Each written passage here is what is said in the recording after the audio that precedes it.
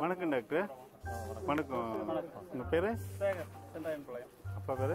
ஜெயச்சந்திரன். எந்த ஊர்? சென்றாயன்பாளையம். எதுங்க டாக்டர் எல்லாம் ஃபார்மஸை கூப்பிட்டு வந்திருப்பீங்களாட்டிருக்கு? ஒரு பண்ணையை ஒரு ஆர்கனைஸ்டு ஃபார்மை பார்க்கணும், அங்கே daily day to day activities என்ன பண்ணுறாங்க அப்படின்னு அவங்களுக்கு தெரிவிக்கணும், ஒரு சக்ஸஸ்ஃபுல்லாக நடக்கிற பண்ணையை பார்க்கணுன்னு சொல்லி அவங்கள இந்த நம்ம சேகரில் தான் அவங்களோட ஃபார்முக்கு கூப்பிட்டு வந்திருக்கோம். இந்த பண்ணையில் ஒவ்வொரு ஆக்டிவிட்டீஸும் எப்படி ஆள் செலவு எப்படி குறைச்சிருக்காங்க. கறவை மாடு வளர்ப்பில் மெயினாக தண்ணி ஒரு பிரச்சனை, ஏன்னா தீவனம் வளர்த்துறதுக்கு. ரெண்டாவது பிரச்சனை ஆள் பிரச்சனை, ஆள் செலவு குறைக்கணும். மூணாவது நல்ல கறவை மாடில் சேர்ந்து அதை எப்படி மெயின்டைன் பண்ணணும். இந்த ஆக்டிவிட்டீஸ்க்கெல்லாம் அவங்க என்ன மாதிரி ப்ராக்டிஸ். மாடு வளர்ப்பில் மெயின் தண்ணி தீவன உற்பத்திக்காக வேண்டி. ரெண்டாவது ஆள் பிரச்சனை, ஆள் செலவு குறைக்கணும். மூணாவது உற்பத்தி செலவு குறைக்கணும். எந்த மாதிரி எல்லாம் ப்ராக்டிஸ் அடாப்ட் பண்ணால் உற்பத்தி செலவு குறைக்கலாம், எந்த மாதிரி மெஷினரிஸ் உற்பத்தி யூஸ் பண்ணனா ஆள் செலவு குறைக்கலாம், இருக்கிற கம்மியான தண்ணி வச்சு எப்படி அதிக அளவில் பசுந்தீவனம் உற்பத்தி பண்ணுறது. இந்த மாதிரி தொழில்நுட்பங்கள் பூரா திரு சேகர் அவர்கள் பயன்படுத்தி அவங்க டைரி ஃபார்மை சக்ஸஸ்ஃபுல்லாக நடத்திட்டு வரதுனால இதை இந்த விவசாயிகள் நேரில் பார்த்து அவங்களுக்கு ஏற்படுற சந்தேகங்களை தெளிவுபடுத்தி அவங்க இதை கடைபிடிச்சு அவங்களும் இது போல் ஒரு தொழில்நுட்பத்தை பயன்படுத்தி அவங்க கலவை மாடு வளர்ப்பில் முன்னேறணும் அப்படின்னு சொல்லி இந்த ஃபார்ம் வச்சுட்டு கூப்பிட்டு வந்திருக்காங்க. சரி சரி, சொல்லுங்கள் உங்கள் அனுபவத்தை சொல்லுங்கள். ஒரு 10 வருஷமாக கறவை மாடு வளர்த்துருக்குறேன். சரி. அதில் இப்போ பால் கறக்கிறதுக்கு மிச்சம் ஆள் செலவு குறைக்கிறதுக்கு எல்லாமே பண்ணிருக்கிறேன். அதாவது முதல்ல தட்டை இருக்கிறதுக்கு மிஷின் இருக்குது, அது தட்டை தள்ளிட்டு வண்டி இருக்குது. தட்டு வேஸ்ட் ஆகாத செய்கிறதுக்காக தட்டு நறுக்கிற இயந்திரம் இருக்குது, அதில் நறுக்கிறேன். பால் கறக்கிறதுக்கு பால் கறவை இயந்திரம் இருக்குது. மாடு கழுவுறதுக்கெல்லாம் மோட்டர் வச்சு கழுவுறோம், ஆள் இது பண்ண வேண்டியதில்லை, அதை வச்சு கழுவுறோம். தட்டு தள்ளுறதுக்கு வண்டி, தானி அல்றதுக்கு வண்டி, அந்த மாதிரி எல்லாமே ஆள் செலவு குறைக்கிற அளவுக்கு ஒரு 2 பேர் இருந்தால் ஒரு 18 மாடு 15 மாடு 15 அளவுக்கு செஞ்சுருக்கோம். நீங்கள் எத்தனை மாடு வச்சுருக்கீங்க? 10 மாடு. 10 மாடு. கறவையிலையோ? கறவையில் 7 மாடு இருக்கா. சரி சரி. அப்புறம் இப்போ இது மாதிரி மெஷினரிஸ் வச்சுருக்கீங்க. அப்புறம் பசுந்தீவன உற்பத்தி ஒரு ஏக்கர் போட்டிருக்கேன். என்ன போட்டிருக்கீங்க? போட்டிருக்கிறேன், சவுண்டல் போட்டிருக்கேன். சரி. வேறு இது வெளி மசால் இல்லை. வெளி மசால் இல்லை. எடுத்து போன வருஷம் காய்ச்சல் செத்துருச்சு, இப்போ இல்லை. ஓகே. அப்புறம் இன்னொன்று என்ன சொன்னீங்க? இப்போ லாபகரமான நீர் மேலாண்மை ரொம்ப முக்கியம். தண்ணி பயன்படுத்தி தண்ணி குறைச்சிடும் விவசாயத்துக்கு. ஆமாம், இல்லை தீவன பயிர். ஆமாம், ரெயின் இருக்கிற கம்மியான தண்ணி பண்ணுறேன். கழுவுற தண்ணி, இந்த தண்ணி பூரா பண்ணி காட்டுக்கு எருவு உரம் எதுவும் போடாதவே வளர்த்துறோம். தண்ணி வேஸ்ட் பண்ண போய் வயலுக்கு போயிடுது. தண்ணி மாட்டோடைய மூத்திரம் எல்லாமே இதுக்கு ஒரு தொட்டியில் சேகரித்து அதை மோட்டர் வச்சு காட்டுக்கு பாய்ச்சிடும். சரி. அப்போ உங்களுக்கு யூரியா போட செலவு மிச்சம். செலவு இல்லை. அது கம்மியான தண்ணி அந்த ரெயின் கன் வச்சு தெளிக்கிறதுனால இந்த தண்ணி வேஸ்ட் இல்லை. இப்படி தேவை ஒரு நாளைக்கு ஒரு 1000 லிட்டர் தண்ணி இந்த மாதிரி மூத்திரம் இதெல்லாம் செலவாகும். அந்த தண்ணியை மறுபடியும் பயன்படுத்திக்கிறோம். சரிங்க. நான் ஒரு மாதத்துக்கு எனக்கு ஒரு 40,000 ரூபா லாபம் வேணும். நான் இப்போ எத்தனை மாடு வைக்கணும், எவ்வளோ என்னென்ன பண்ணணும்? ஒரு 15 மாடு வேணும். ஒரு 1.5 ஏக்கர் 2 ஏக்கர் தீவனம். 15 மாடுன்னா என்ன வேணும்? கலப்பு என்ன? கருப்பு வெள்ளை, ரெண்டு ஒரே கருப்பு வெள்ளையாக இருந்தாலும் பிரச்சனை, சரியாக வராது. சரி. இப்போ கருப்பு வெள்ளை பாதி ஜெர்சியில் பாதி இருந்தால் பரவாயில்ல. இதில் எத்தனை மாடு? 15 மாடு சொன்னீங்களா? இதில் 7 இருக்கலாம். இருக்கலாம். எவ்வளோ பால் கறக்கிற இருக்கணும்? ஒரு 15லேருந்து 20 லிட்டருக்குள்ள ஒரு மாடு வரும். 15 லிட்டருந்து 20 லிட்டர் கறக்கிற இருக்கணும். இப்போ 15 மாட்டில் எத்தனை கறவைகள் இருக்கணும்? 15னா ஒரு 10 மாடு 12 மாடு கறவைகள் இருக்கலாம். 2 மாடு 3 மாடு எப்பவுமே ரெஸ்ட் இருக்கும். எப்பவுமே சனையாக பால் இருக்கும். ஓகே. இப்போ இளஞ்சனையில் கணு போட்டதுமே அதிகமாக பால் கறக்கும். முது 8 மாதம் வரைக்கும் பால் கறப்ப அப்பெல்லாம் பால் குறைஞ்சி போயிடும். அப்போ ஆவரேஜாக ஒரு நாளைக்கு எவ்வளோ? 40,000 எப்படி நீங்கள் சொல்கிறீங்க? எந்த கணக்கு வச்சு சொல்கிறீங்க? இப்போ இந்த 15 லிட்டரில் எப்படி லாபம் சொல்லுங்கள்? இப்போ 10 மாடு முழுசாக கறக்கும். சரி. 10 மாடு 15 லிட்டருங்கிற ஒரு நாளைக்கு 150 லிட்டர் கிடைக்கும். சரி. 150 லிட்டருக்கு ஒரு 5 ரூபா கிடைச்சா கூட. சரி. இப்போ ஒரு 15 மாடு சொன்னீங்க. 15 மாடுக்கு முதலீடு எவ்வளோ தேவைப்படும்? ஒரு மாடு 50,000 60,000 சார். சரி. 15 மாட்டுக்கு 5 லட்சம். 10 லட்சம். ஷெட்டு போகிறதுக்கு? செட்டு போகிறதுக்கு 2 லட்சம். 2 லட்சம் 3 லட்சம். நம்ம எஸ்டிமேட்டை பொறுத்து 2 லட்சம் 3 லட்சம் வரலாம். ஓகே. பசுந்தீவனம் 1.5 ஏக்கருக்கு ஆகும். அது எவ்வளோ ஆகும்? அது செலவு கரெக்டாக சொல்கிறது. சரி, முதல்ல எல்லாத்துக்கும் அப்புறம் அதுவும் இல்லாமல் நீங்கள் எல்லாம் சொன்னீங்க, இது வந்து வண்டி தள்ளுறதுக்கு மிஷினரி, இது பால் கறக்கிறதுக்கு, அப்புறம் தீவனத்துக்கு எல்லாத்துக்கும் மெஷின் வாங்கணும். அது எல்லாமே ஒரு 1 லட்ச ரூபாய்க்குள்ள வாங்கிடலாம் சார். ஓகே, எல்லாம் ஒரு 10-15 லட்ச ரூபா வந்துருமா? வரும் சார். 10 லட்ச ரூபாய்க்கு மேலே வரும். ஆமாம், 10 லட்ச ரூபாய்க்கு மாடே ஆகிடும் சார். 10 லட்சத்துக்கு மாடே ஆகிடும். அதுக்கப்புறம் ஷெட்டு தீவனம் எல்லாம் சேர்த்து 5 லட்ச ரூபா ஆகிடும். சரி, நீங்கள் 5 லட்ச ரூபாய்க்கு நான் பேங்க்ல வட்டி வாங்கினா எனக்கு எவ்வளோ வட்டி வரும்? அது 1500, 2000. 1 ரூபா வட்டினா கூட 1 ரூபா வட்டி தான் சொல்கிறேன். எவ்வளோ வரும்? 1500, 2000 சார்.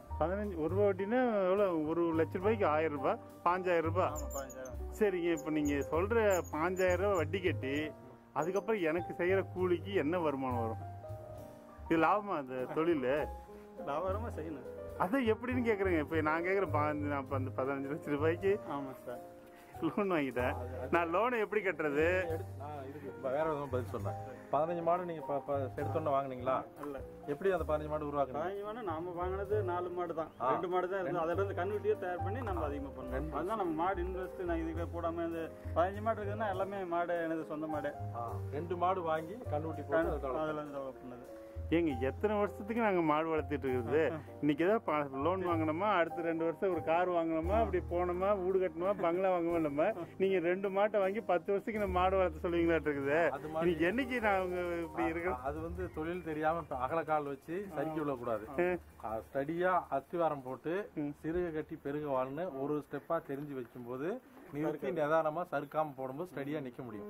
எடுத்த உடனே ஒரு 15 லட்சம் நீங்க சொல்ற மாதிரி இன்வெஸ்ட் போட்டுட்டு வட்டி கணக்கு போட்டுட்டு இருந்தா இது பண்ண முடியாது.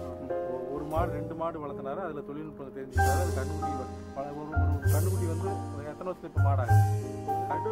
2 வருஷத்துல கண்டு போடுற அளவுக்கு இந்த மாட்டை தயார் பண்ணிடுறாரு. அதுல இருந்து பிறகுற கண்டுக்குட்டி 2 வருஷத்துல மறுபடியும் மாடாயிடுச்சு. அப்போ அந்த கண்டுக்குட்டி எல்லாம் மாடாகிதான் இவருக்கு இப்ப 15 மாடு இருக்கு. அதே போல இந்த மெஷினரியும் வருஷம் ஒன்று தான் ஒட்டுக்கா வாங்கல. ஒரு வருஷம் கிடைக்கிற லாபத்தை வச்சு பால் கறக்கிற மிஷின் போட்டாரு. அடுத்த வருஷம் கிடைக்கிற வந்து சாப் கட்டு வாங்கினாரு. அதுக்கடுத்து ரைட் கட்டு, அதுக்கப்புறம் காசு கட்டுறது.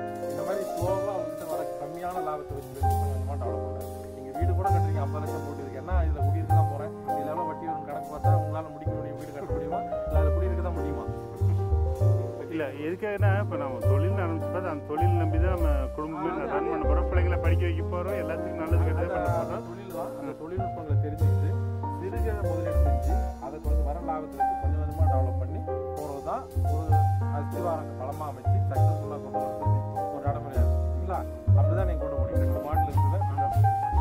வருஷம் ஒரு வர லாபத்தில் கொஞ்சம் கொஞ்சமாக மிஷின் வாங்கி பண்ணுறீங்க. எடுத்த உடனே இப்போ இருக்கிற இன்வெஸ்ட்மெண்ட் இதை பார்த்துட்டு இன்னொருத்தர் போய் அப்படியே 15 லட்சம் இன்வெஸ்ட் பண்ணிட்டு அப்படியே ஸ்டார்ட் பண்ணால் நிச்சயமாக அவங்களால அந்த தொழில்நுட்பத்தில் ஏற்பட்ட சர்க்கிளில் சரி கொள்வதற்கு வாய்ப்பு. அப்போ முதல்ல அவங்க எப்படி இந்த மாதிரி 15 லட்சம் போட்டு உடனே ஆரம்பிக்க சொல்றீங்களா? உங்க அட்வைஸ் என்ன? அதுதான் கேட்குறேன். கம்மியாக 5 மாட்டிலேருந்து ஆரம்பிச்சா போதும். 5 மாட்டில் ஆரம்பிச்சா 5 வருஷத்துக்கு 20 மாடு ஆயிடும். எந்த தொழிலுமே அதனுடைய தொழில்நுட்பங்களை தெரிஞ்சுக்கிட்டு எடுத்த உடனே காலேஜ் போயிட்டு டிகிரி முடிக்க முடியாது. 1ஆவதுலேருந்து போய் தான் 2ஆம் கிளாஸ் போய் 3ஆம் கிளாஸ் போய் கொஞ்சம் கொஞ்சமாக தான் கண்டிப்பாக பாடத்தில் வைக்க முடியும். அதுபோல் 2 மாடு வச்சு அதில் பழகிட்டு அதுக்கு என்னென்ன ஆள் என்ன தேவை, நமக்கு எவ்வளோ பாடம் நம்ம தேவை, இடத்துல என்ன செய்ய முடியும், எது வருது, என்ன டெக்னாலஜி வருது, எத்தனை மாடு வருது, நம்ம எந்த டீம் வருது, எல்லாமே தெரிஞ்சுக்கிறதுக்கு ஆயிடும். சரி, அதனால இப்போ வந்து தொழில் தெரிஞ்சுக்கிறதுக்கு கம்மியாக மாட்டை வச்சு கம்மியாக ஆரம்பிச்சு அதுக்கப்புறம் தான் பெருக்கணும்னு சொல்கிறீங்க. உங்க சிலையில் ஆரம்பிச்சு உங்கள் அட்வைஸ் என்ன புதுசாக இவங்க வந்து காசு சொல்கிற மாதிரி 15 லட்சம் முதலீடு போட்டு மாட்டை வாங்கி மிஷினை வாங்கி வளர்த்து சொல்கிறீங்களா? இல்லை குறைஞ்சு 5 மாடு பக்கத்தில் 5 மாடு வைக்கிங்க. அடுத்து ஒரு 6 மாதம் கழிச்சு ஒரு 5 மாடு வாங்க. அதே போல் எடுத்த உடனே 2 லட்சம் போட்டு செட்டு கட்ட வேண்டிய அவசியம் இல்லை. 2 மாடு 3 மாடு வச்சுக்கிறவங்க மரத்தடியில் மழை வந்தால் மட்டும் சின்ன இதில் தண்ணி கட்டிக்கலாம். அதுக்காக ஒரு 3 லட்சம் போட்டு செட்டு போடுற அவசியமோ அல்லது மிஷின் வாங்க வேண்டிய அவசியமோ கிடையாது. அவங்க அதில் டெவலப் ஆகி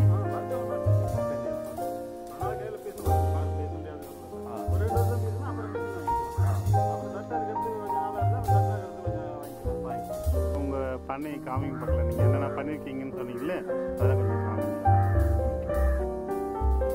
ஒரு கம்பு கொண்டு போட்டவங்க என்ன பண்ணுவாங்க?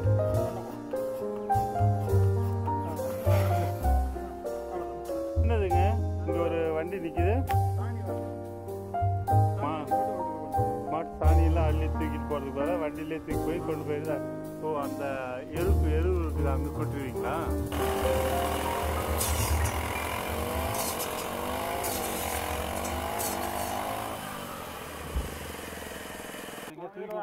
இவ்வளோ நிறைய ஏற்றிக்கலாம் சார். இப்போ 5 ஆள் தூக்குறத ஒரு வண்டியில் ஒரே ஆள் எடுத்து வந்துடலாம். எடுத்துகிட்டு வந்தோம்.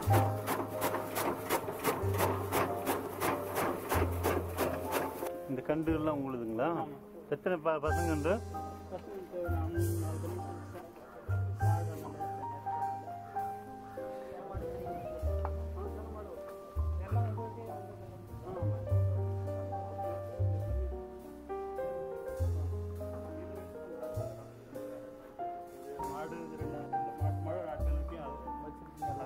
இந்த இருக்கிற எல்லா மாடும் உங்க அந்த 2 மாட்டுலேருந்து நீங்கள் கொண்டது தான், வாங்குறது இல்லை.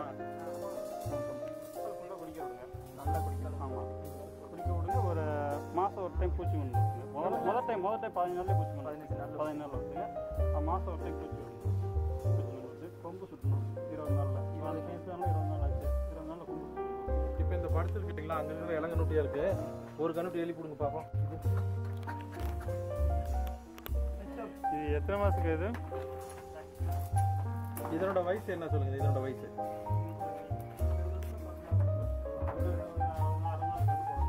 இப்போ மாடு சரியாக இருக்குது.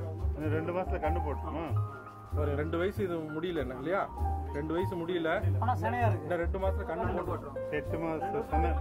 ஆ சரி, இந்த மாதிரி ஒரு கண்ணுக்குட்டியை இப்போ ஒரு 2 வருஷத்தில் சரியாக பண்ணுறதுக்கு என்னென்ன கவனித்து நம்ம செய்யணும்?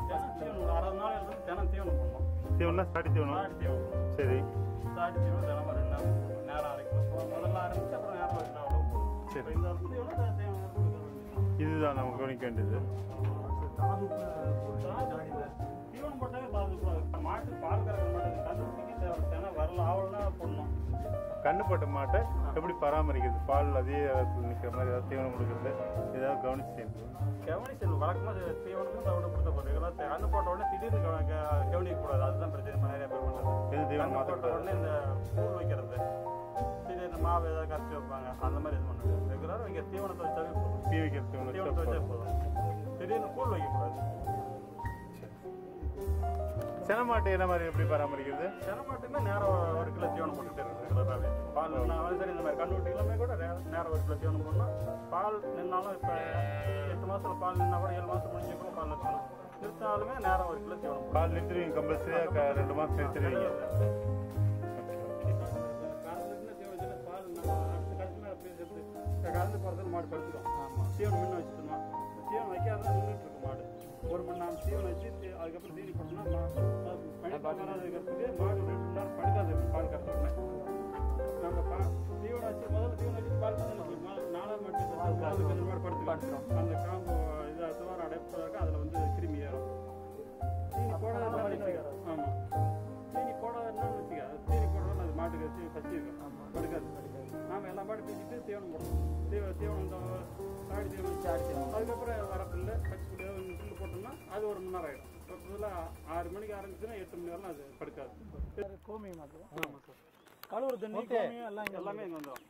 அங்கேருந்து இது பைப் போட்டிருக்காங்க. ஆமாம், அது வாய்க்காலில் வந்து இங்கே வந்துடும்.